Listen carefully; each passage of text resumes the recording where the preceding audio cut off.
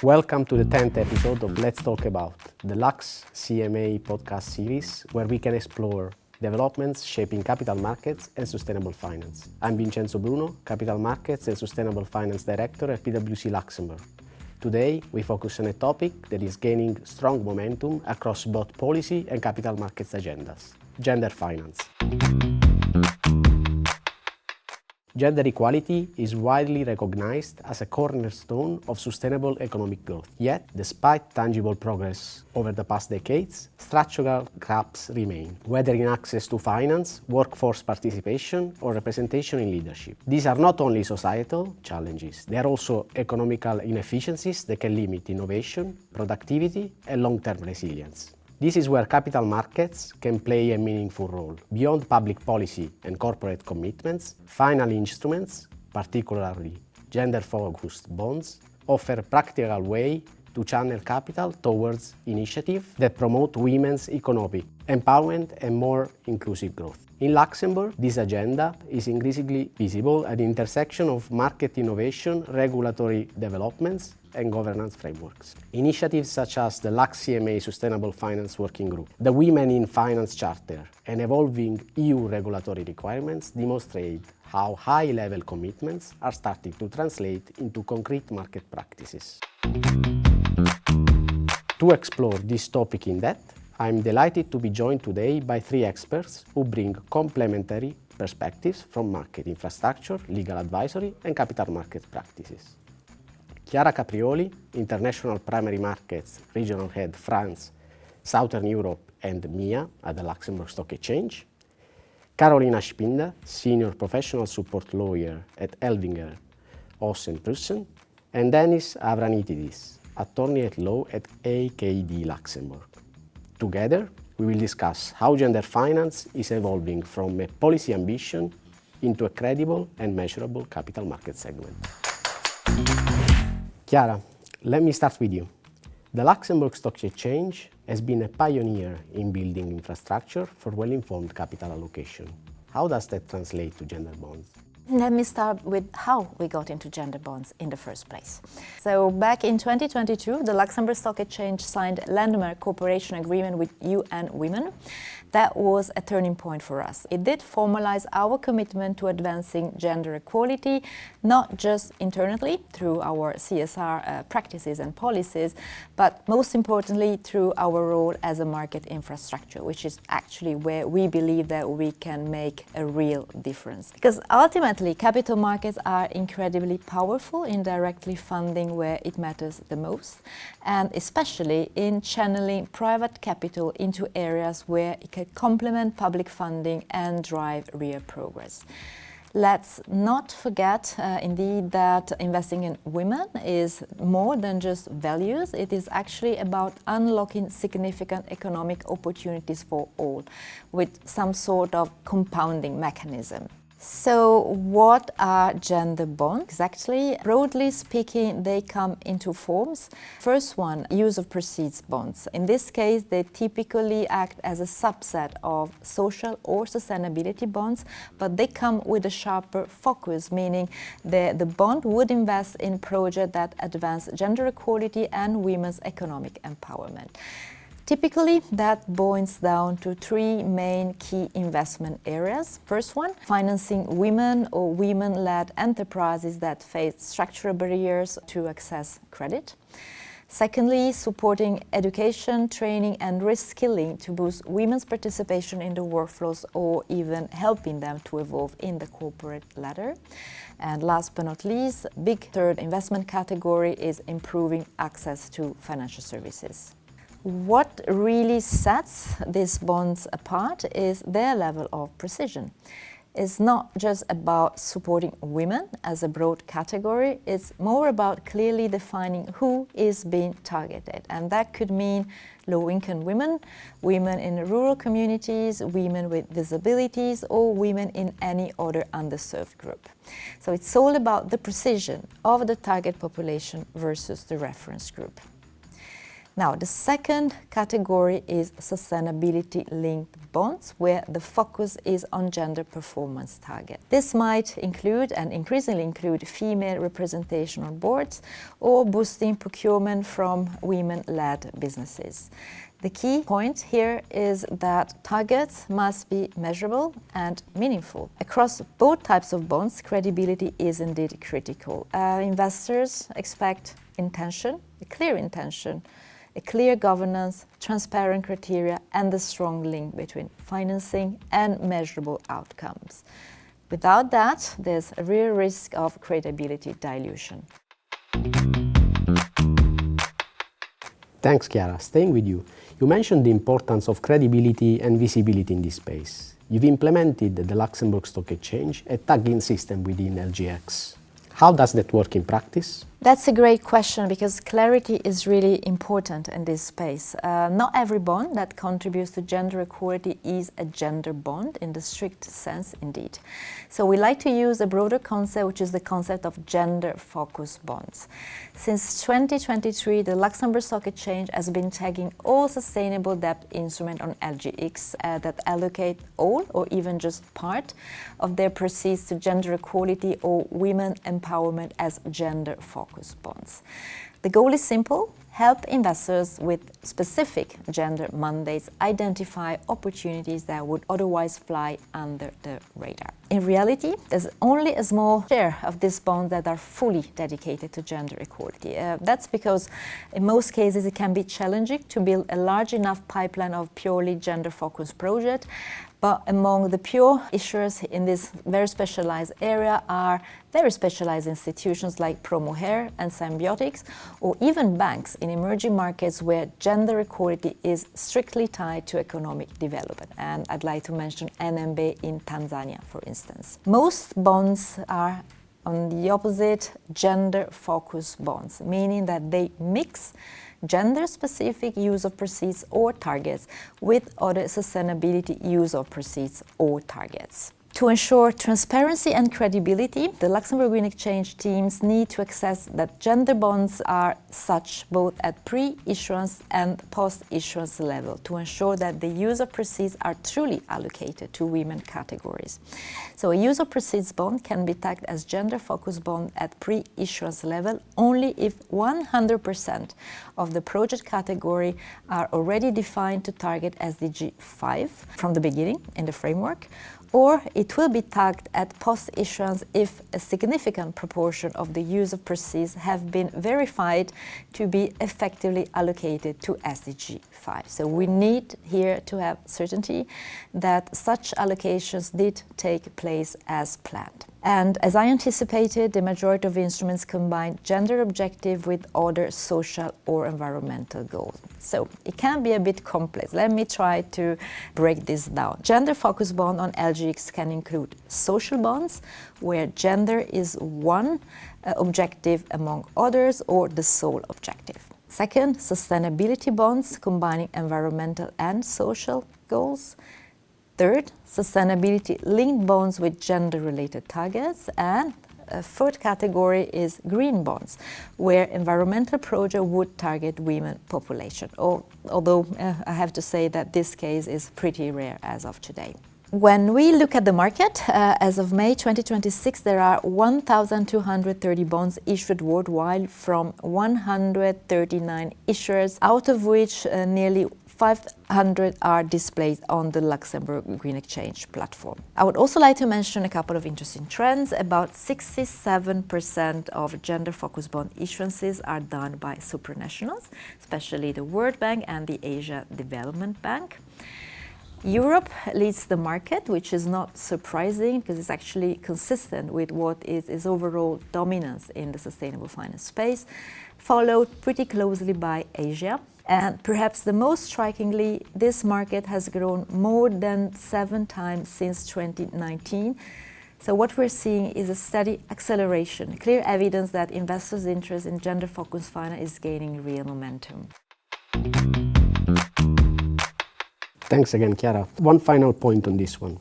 Given impact measurement is central to credibility of gender finance and investors want to see real outcomes, not just intention, what is your perspective on this?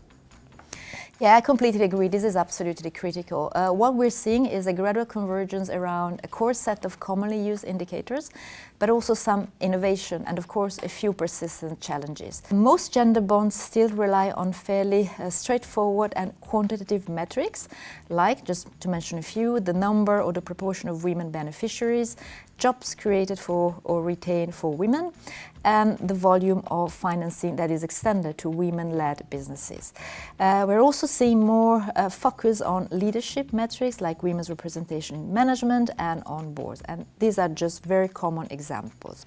But what we're seeing is also the fact that the market is starting to evolve beyond that, towards some sort of experimentation. One important shift in this area is towards outcome-based metrics, moving from how many women did we reach to what actually changed for them. For example, the survival rate of women-led enterprises after a few years, or whether women gain ownership of assets like land or housing. These indicators give a much deeper sense of real impact. They actually move the focus from proceeds to impact. Another emerging trend is around behavioral and cultural change. These are harder to measure and often rely on surveys, but they are actually becoming more and more crucial. Think about changes in the workplace culture, like improved access to grievance mechanism for women in case of discrimination or even violence. These go well beyond financial metrics and get closer to lived experience.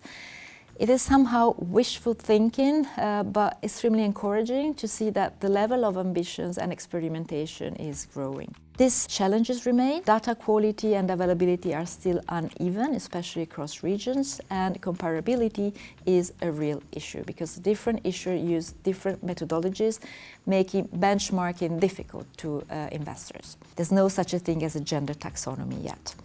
So while innovation is happening, most bonds still rely on simpler indicators like the number of women financed or loan volumes. The more advanced KPIs, the one I mentioned before, are actually mostly used or tested, I would even say, by development finance institutions and multilateral development banks, and much less so by corporate issuers. But that's the encourages sign. I mean, investors are demanding more meaningful impact, more depth, more transparency, and the market is slowly but surely responding. So the direction of travel is clear.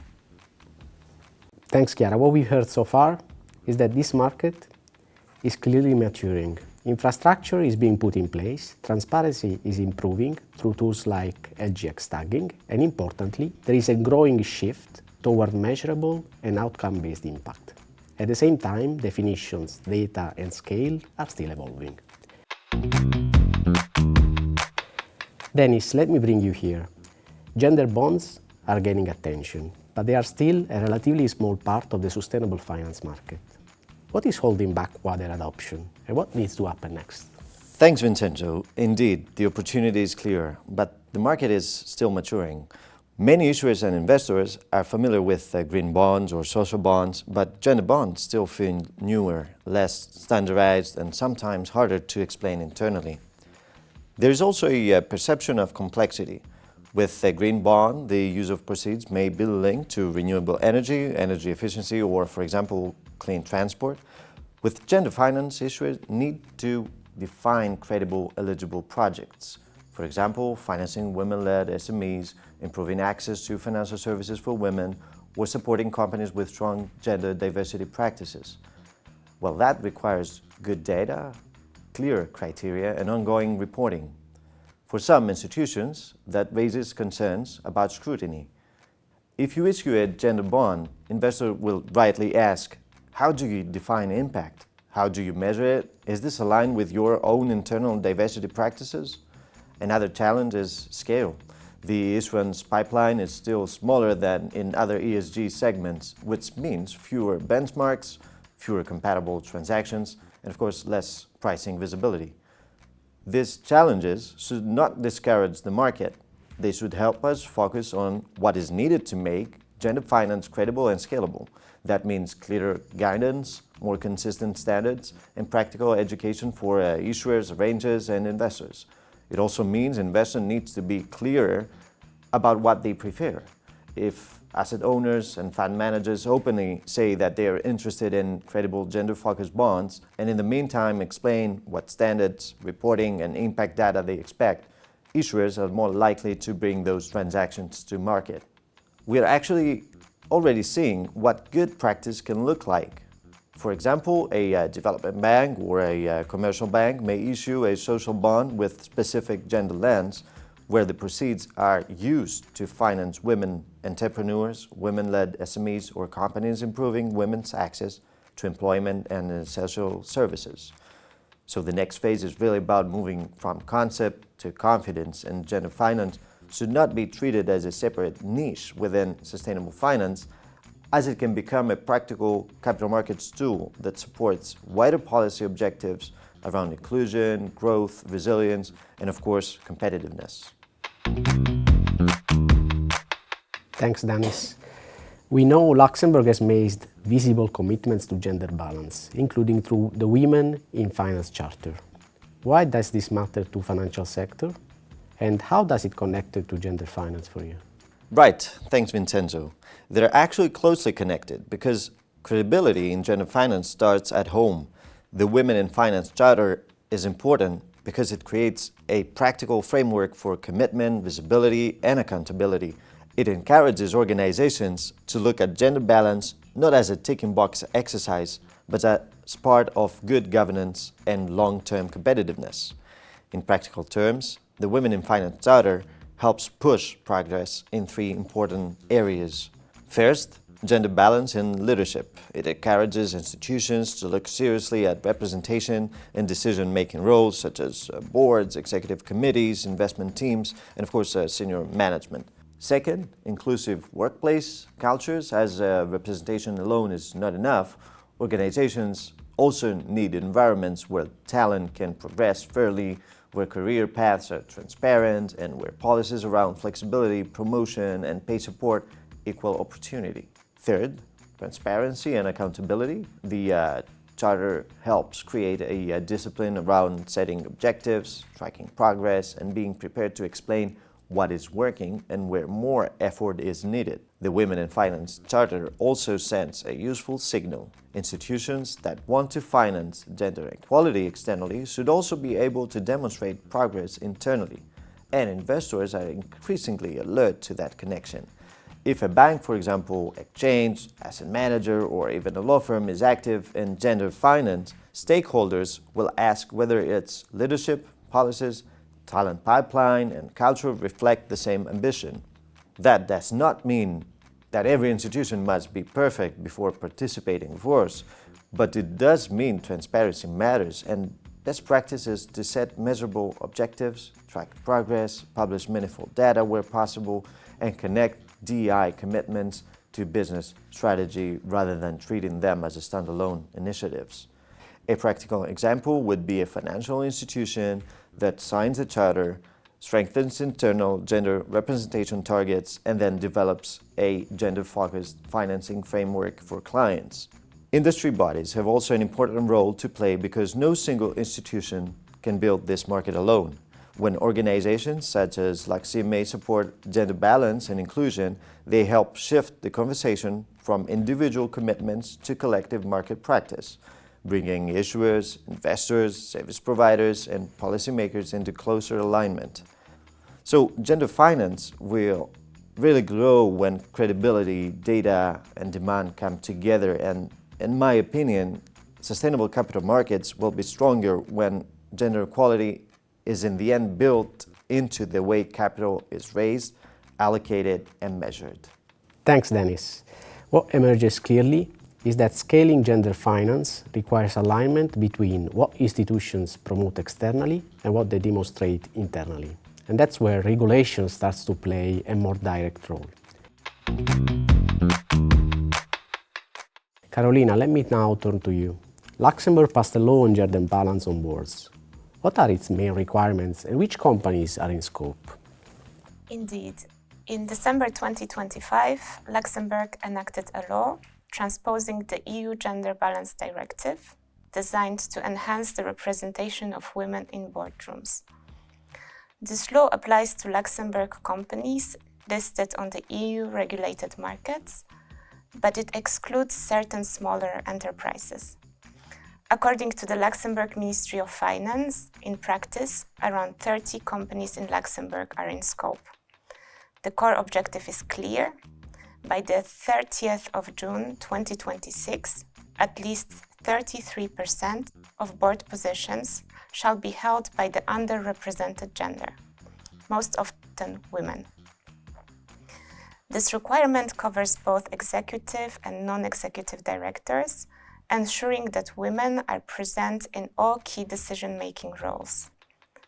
The framework introduces a comply or explain mechanism, meaning that if a listed company does not meet the target, it must publicly explain the reasons and describe the measures already taken or planned to achieve compliance.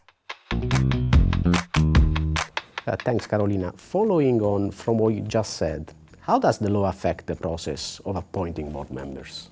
To ensure fairness and transparency, the law requires companies to use clear, neutral, and merit-based criteria when selecting directors.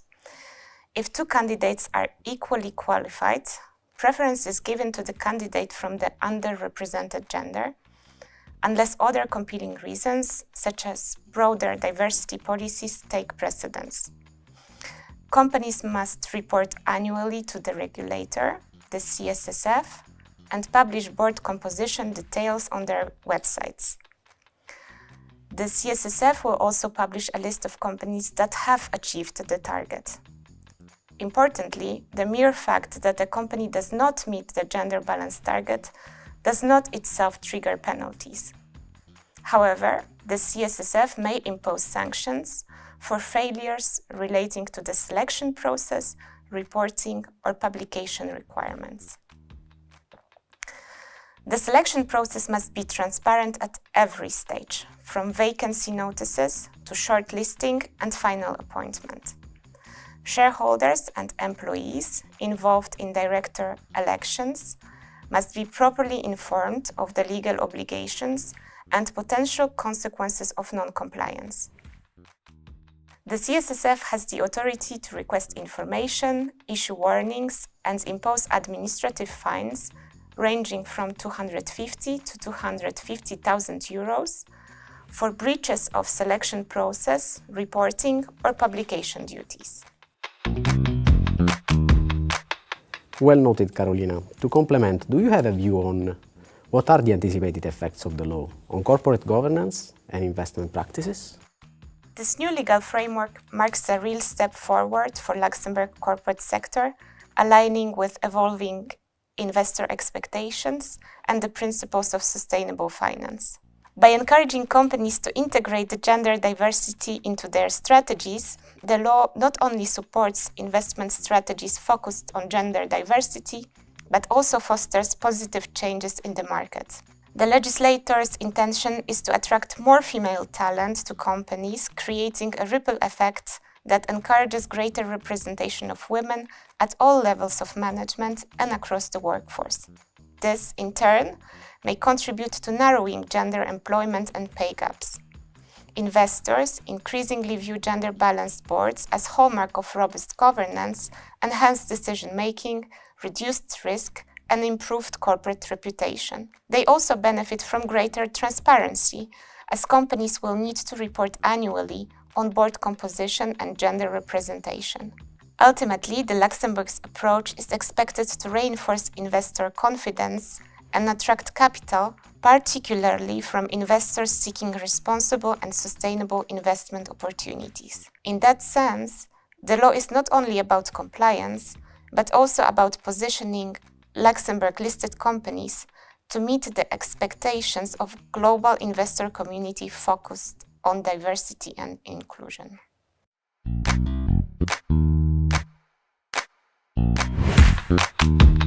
Well, thank you very much to our speakers, Chiara, Danis, and Carolina, for a very insightful discussion. What we've seen today is that gender finance is quickly moving from ambition to action, supported by stronger frameworks, better data, and increasing market interest. Luxembourg is clearly well positioned to play a leading role in that evolution. And let me close by thanking all our listeners of this 10th episode of the Let's Talk About podcast series. If you enjoyed it, please rate and review us on Spotify and join the conversation on LuxCMA's LinkedIn page. You can also find this episode, along with all the previous ones, on the LuxCMA YouTube channel. Stay tuned for our next episode, where we will explore technology and the future of sustainable finance, looking at how digital innovation, data, and new financial instruments are reshaping the way capital markets support the sustainability transition. Until next time, keep thinking green.